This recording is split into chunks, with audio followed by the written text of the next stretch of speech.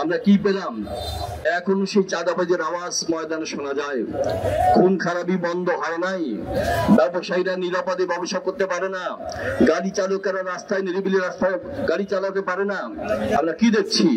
যেমন অবস্থা ছিল তার কোনো পরিবর্তন হয় নাই, বরং কোন কোন জায়গায় অত্যাচার জুলুম হয় দিনে আরো বেড়ে গেছে। আপনারা লক্ষ্য করেছেন, এদেশের মানুষ কখনো দাবি করে নাই মানবাধিকার কমিশন গঠন করতে হবে, তাদের অফিস বাংলাদেশ হবে, কেউ দাবি করে না, মিছিলও হয় নাই। হঠাৎ করে কেন তাদের এই অনুমোদনটা দেওয়া হলো? আর অনুমোদন দেওয়ার পরপরই দেখছেন আবার সেই জঙ্গি নাটক শুরু হয়ে গেছে। আপনারা জানেন, কিছুদিন আগেও স্বরাষ্ট্র উপদেষ্টা বলেছিলেন আমাদের বাংলাদেশে কোনো জঙ্গি নাই। কিন্তু জঙ্গি নাটক কোন জায়গা থেকে শুরু হলো? আমরা এই তথ্য প্রমাণ নিয়ে বিচার দাবি করছি। কারণ নাটক সাজাচ্ছে, এই নাটকের নির্মাতা যারা, অভিনেতা যারা, সবাই বিচার করতে হবে। আমরা সবাই জানি 16 জুলাইতে ওই গোপালগঞ্জে জুলাই যোদ্ধাদের উপর যে বর্বরচিত হামলা হয়েছে, সেই হামলা এবং আচরণকে আগামী দুঃশাসন আমাদেরকে 1 বছর পর স্মরণ করিয়ে দিচ্ছে।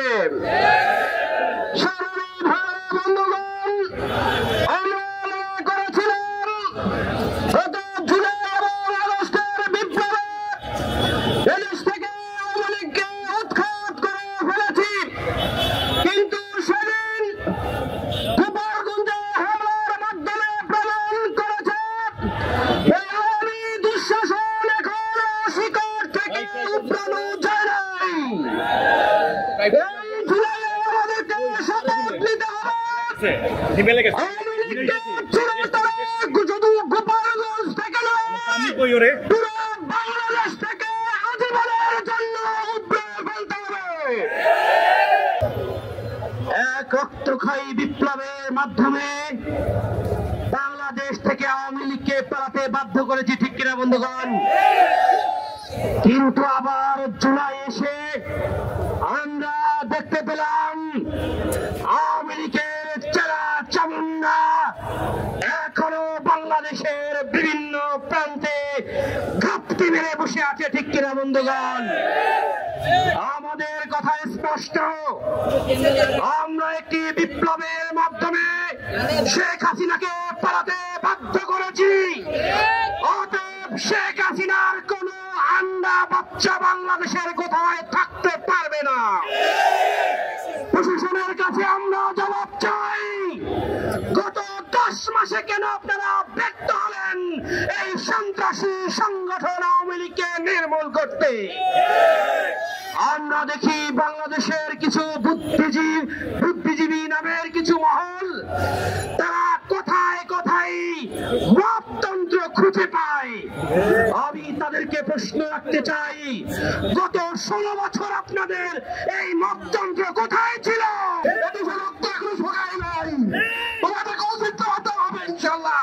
প্রশাসনকে বলবো, গতকালকে যে ঘটনা ঘটছে, গত পরশুদিন তোমরা ঘুরাইছিল এই দেশের নাগরিকের রক্তের কিনা পোশাক তোমাদের গায়ে, আর তোমরা পেশিবাদীদেরকে সহযোগিতা করো। তোমরা না পারলে তোমার সেনা চাকরি, তোমার পুলিশ দরকার নাই আমাদের। সাবধান, পরিষ্কার তোমাদের বলতে চাই, তোমরা সাবধান হয়ে যাও। এদেশে এত রাজনীতি, এত চুরি চুরি হচ্ছে, এত কিছু হচ্ছে, প্রশাসন নির্বিকার। তোমরা কি করো? তোমরা জনগণের বেতন ভাতা দিচ্ছ না, তোমরা কাজ করছো না। কাজ না করতে পারো আত্মসমর্পণ করো যে আমরা কাজ করবো না, আমরা আওয়ামী লীগের দোষর, তোমরা আওয়ামী লীগে যোগ দাও, তোমরা ইন্ডিয়া চলে যাও। শোনার কথা। আর ইউনূস স্যারকে বলবো, আপনাকে দেওয়া হয়েছে সংস্কার করার জন্য, জাতীয় কোনো ইস্যুতে আপনি না করতে পারবেন না। আপনি দেশে মানবাধিকার কমিশনের আপনি করিডোর দিবেন, আপনি এখানে তাদের অফিস দিবেন, এটা সম্ভব না। ওই আমেরিকার মানবাধিকার আমরা চাই না। ওই আমেরিকার মানবাধিকারকে ভুলে যাক। ওই দেশে ভিন দেশে কোনো মানবাধিকার সংস্থার কোনো অফিস এই দেশে হতে দেবো ইনশাল্লাহ। দেশে খুনিরা তারা বুকে বাতাস লেগে হাঁটছে, এটা দেখার জন্য জুলাই অভ্যুত্থান আমরা করি নাই, রাজপথে আমরা নামে আসি নাই। আমরা সরকারকে বলবো, আপনারা যদি অনতিবিলম্বে এই খুনিদেরকে, ফ্যাসিবাদের দোষরদেরকে আইনের আওতায় আনতে না পারেন, সারা দেশের ছাত্র জনতা কিন্তু আমারও গর্জে উঠবে। সাথীয় বন্ধুগণ, আজকে ঢাকায় মানবাধিকার কমিশনের, আজকে জাতিসংঘের মানবাধিকার অফিস UNHCR তারা অনুমোদন দিচ্ছে। এই জাতিসংঘ কারা?